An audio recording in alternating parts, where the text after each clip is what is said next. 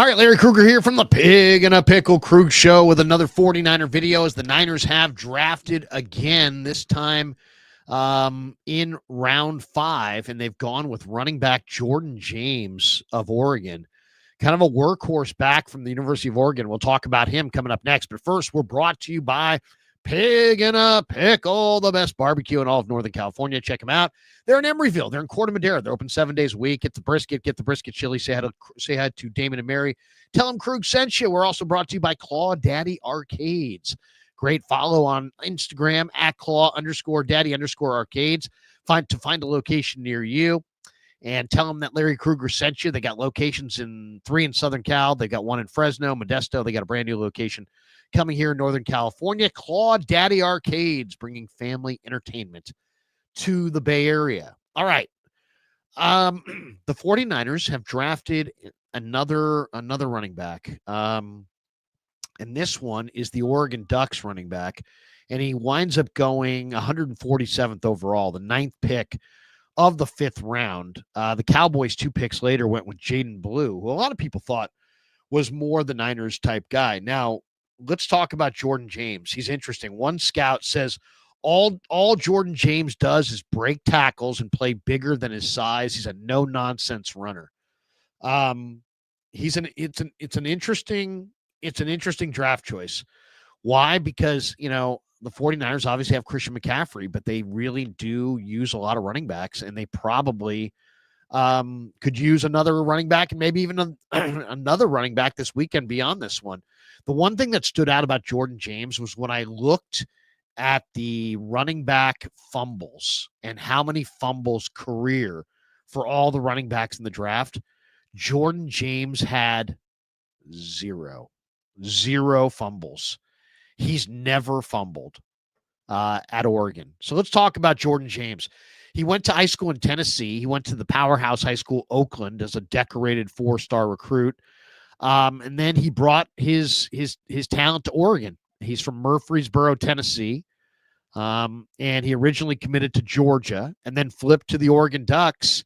And then over 3 seasons there, he just kind of climbed their depth chart. He was in a specialized role as a freshman, and as a sophomore, he exploded onto the scene this year with over 1,200 rushing yards and 15 touchdowns. He was the focal point of Oregon's ground attack in their first year in the Big Ten. He's, 5'10", 205, 210 in that range. He was really good as a sophomore when he led the Pac-12 with 7.9 yards per carry while scoring 11 touchdowns on just 107 rush attempts. And then, he was rewarded for being patient this year when he became the feature runner for the Oregon Ducks. And he also averaged 7.1 yards per carry. So, but with a significantly increased volume, that's hard to do. So he only has 363 career carries over 3 seasons. So he's got, low tread on the tires. He's not one of these guys that's been, ridden to death as a college player. So he played in a crowded Oregon backfield throughout his college career. And, he went from a freshman year, they used him as a short yardage specialist. He had 5 touchdowns on 46 carries. Then he busted out as a junior. And he showed that he's got a real good ability to find the end zone. So, second team All Big Ten in 2024. The Ducks obviously made it to the college football playoffs. According to the scouting reports, everybody's got a different thought on him. Brugler lists him at 5'9", 205, and with 4.51 speed. Short, stocky, with a cut-up physique. Creates strong forward momentum to keep balance going and grind his legs through contact. Decisive zone runner with above-average vision. Sets up his blocks. Works well in tight spaces. Runs with attitude. Consistently gets more yards than he should, more than it's blocked for. He's got a nose for the sticks. He's one of just 5 players in all of college football with 85 or more first downs in 2024. Reliable ball security, doesn't put the ball on the ground, 0 career fumbles, as I said. Has receiving traits so that you can use him in the screen game. He's stout. He's a leverage-based blocker. So he played his entire junior season in high school without a PCL in his right knee, tore it riding jet skis, and then played without it. So plenty of tread left on the tires, only 428 career touches. As far as negatives, they say inconsistent, make you miss ability at the second level. Not as comfortable stringing together multiple moves. Foot gets a tad heavy on the pedal at times. Questionable open field speed to be a big play threat. He's got some focus drops. Got knocked out of the Rose Bowl with a concussion against Ohio State. 1 year starter at Oregon. Featured back this year. Well-rounded, no-nonsense run style will translate to the NFL game, as will his feel for maximizing runs at the line of scrimmage and making the first man miss, which he does in multiple different ways: power, balance, quickness, vision.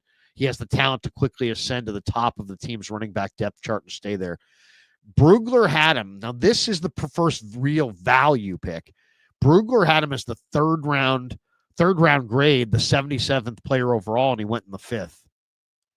So pretty good value for the 49ers there. We welcome in Kev and see what he's got to say. Kev, what do you think? Jordan James, he was Brugler's RB7, and the Niners grab him. He's 21. Niners grab him in the beginning of the 5th round. What do you think of the pick? Yeah, interesting pick. I think, the initial excitement from me was just knowing how some really respected draft analysts really love this guy. There's obviously positives and negatives to him, but I think you said it just a couple seconds ago. I've read it a few times. He's a no nonsense runner. He ran the outside zone for Oregon and he got the yards that's blocked for him. And I know Kyle Shanahan, I've listened to enough press conferences to know that Kyle Shanahan loves running backs that get the yards that he asks them to get through the blocking scheme. Like, he's going to scheme something up and he wants you to get the exact amount of yards that it's blocked for. This guy doesn't really mess around in terms of dancing at the line of scrimmage or, trying to make something happen that isn't there. Like, he gets what it's blocked for. And here's two key stats on that. He was hit at or behind the line of scrimmage on just 28.3% of his rushes, which was 6th lowest in the FBS. He also led the FBS with 58 rush attempts where he didn't get hit for the first 5 yards of the run. So that can mean two things. One, he's playing with an offensive line that's blocking well for him. But two, he's going to get the yards that he can get before he gets hit.